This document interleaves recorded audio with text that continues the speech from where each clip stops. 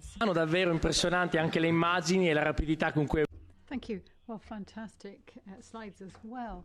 Very impressive. Ettore, over to you now to tell us about your technical innovations.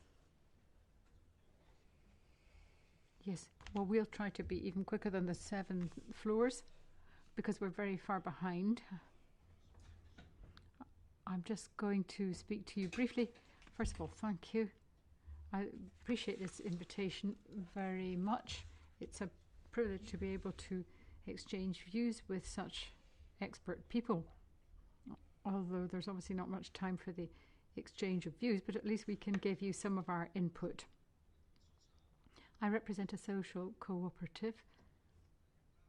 So it's an unusual initiative. We represent the social sector, the third sector, but that doesn't mean that we can't be innovative in technical terms. Obviously, it requires investment. It requires a forward-looking vision. It's a question of a technical but also social innovation. For example, this is really a micro operation, a social cooperative, developing wood constructions for domestic housing, and it could be used in post-conflict areas, for example, or post-earthquakes, or it can be used for regular housing and for residences and so forth. It can be used in a lot of different places. So what we're trying to do is harness technology so as to benefit individuals to the maximum. This is really what we're trying to do, harness technology so that it can make the most positive difference to individuals. We are working obviously with the angle of the social sector. We are working with designers. We're working to accommodate people with diverse disabilities and diverse social circumstances.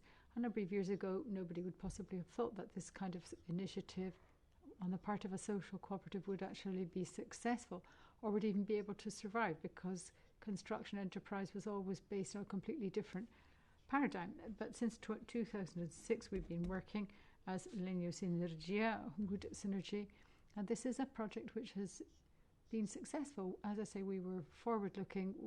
We embraced new types of construction.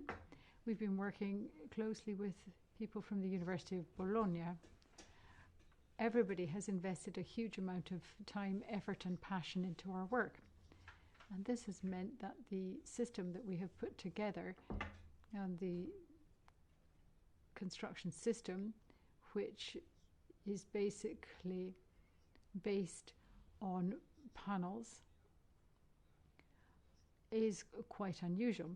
It has a number of particular characteristics. It will be patented in due course, and the hope is that it will be particularly useful in areas prone to seismic problems, because it should be resistant to earthquakes.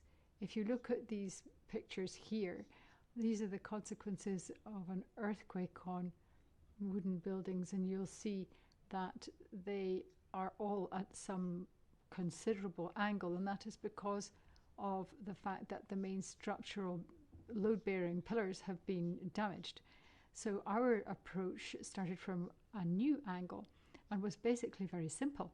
We obviously wanted to save lives, to make sure that nobody would die, basically, if there was an earthquake. That's what we wanted. If you see those houses, you would imagine it would be quite difficult to survive an earthquake of that magnitude. But we wanted to protect human life first and foremost. We secondly wanted to limit the damage of the prefabricated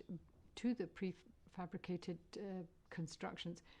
And we wanted to ensure that rebuilding or reconstruction after any earthquake would be as uncomplicated as possible.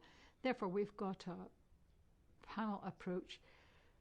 We've worked with a lot of universities. A lot of them at a global level are actually investing in technology and doing research in seismic isolation. So we have a number of partners who have published interesting postdoctoral research. There's one from New Zealand, for example, on low damage environments, and on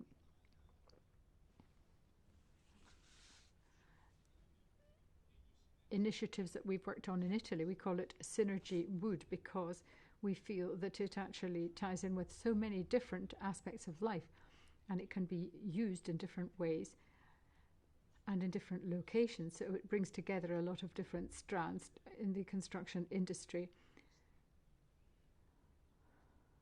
And you can see some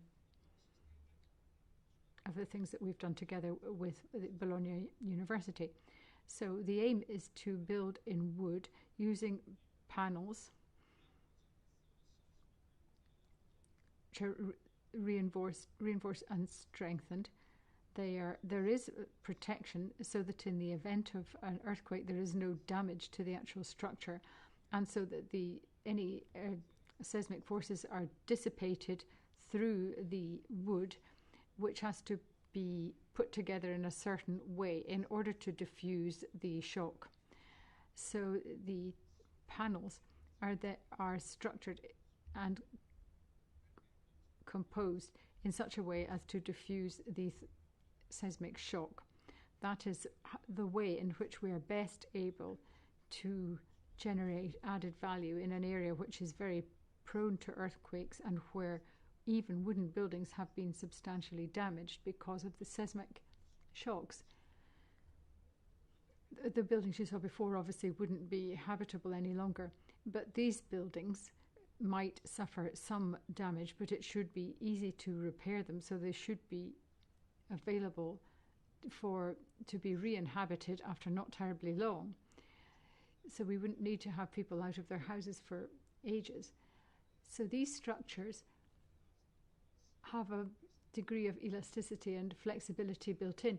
If you look at these photographs, I'm not sure if you can actually make out what they are, but they are actually photographs of tests that were carried out in the university, and this last one is a graph which is probably not easy for you to see, let alone to interpret, but these at the end are the buildings which we are actually aspiring to construct in the longer term. And it may sound slightly strange, but Frederick IV of the Bourbon dynasty, after the big earthquake in Reggio Calabria, actually introduced a system not dissimilar to this.